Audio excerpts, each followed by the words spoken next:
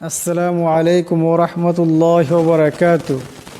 সম্মানিত দর্শক ও শ্রোতা, আমরা নামাজে অত্যাধিক পরিমাণে যে সূরাটি তিলাওয়াত করে থাকি সেটা হলো সূরা নাস।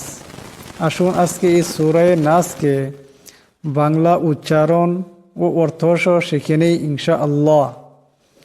সূরা নাস অর্থাৎ নাস শব্দের অর্থ হলো মানব জাতি।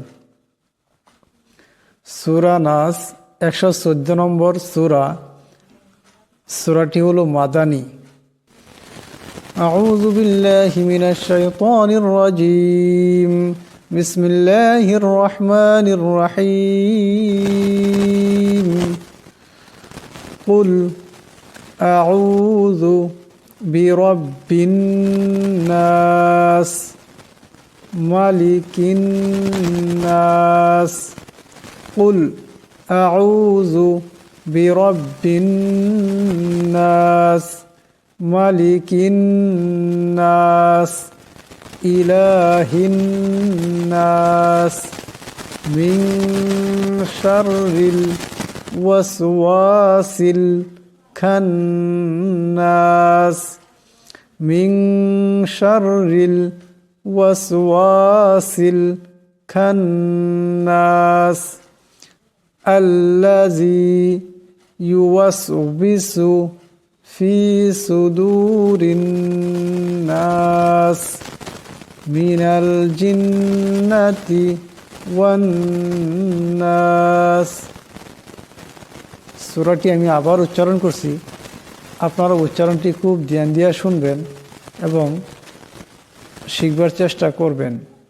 কুল আউযু বিরাব্বিন নাস মালিকিন নাস ইলাহিন নাস। আমি যেখানে লম্বা করি সেখানে লম্বা করবেন, যেখানে গুণনা করি সেখানে গুণনা করবেন।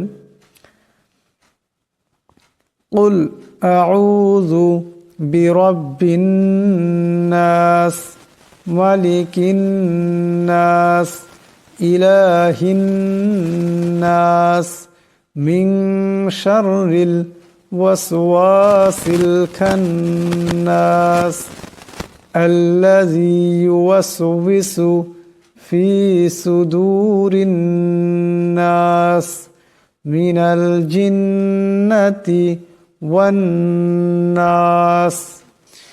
قل أعوذ برب الناس ملك الناس إله الناس من شر الوسواس الخناس الذي يوسوس في صدور الناس من الجنة والناس। যাদের আরবি পড়তে অসুবিধা হয় তারা অবশ্যই এখান থেকে বাংলা উচ্চারণটি স্ক্রিনশট নিয়ে নেবেন এবং খুব সুন্দর করে মুখস্থ করে নেবেন ইনশাআল্লাহ। এখন এই সূরাটির বাংলা অনুবাদ আপনারা খুব ধ্যান দিয়ে শুনবেন। কুল আউযু বিরাব্বিন নাস এর অর্থ হলো কুল বলুন, আউযু আমি আশ্রয় গ্রহণ করছি, বিরাব্বিন নাস মানুষের পালনকর্তার। বলুন আমি আশ্রয় গ্রহণ করছি মানুষের পালনকর্তার। মালিকিন নাস মানুষের অধিপতির। ইলাহিন নাস মানুষের উপাস্যের। মিন শাররিল ওয়াসওয়াসিল খান্নাস গোপন কুমন্ত্রণাদাতার অনিষ্ট হতে। আল্লাযী ইউওয়াসওয়িসু ফি সুদুরিন নাস যে কুমন্ত্রণা দেয় মানুষের অন্তরসমূহে। মিনাল জিন্নাতি ওয়ান নাস জিনের মধ্যে হতে ও মানুষের মধ্যে হতে।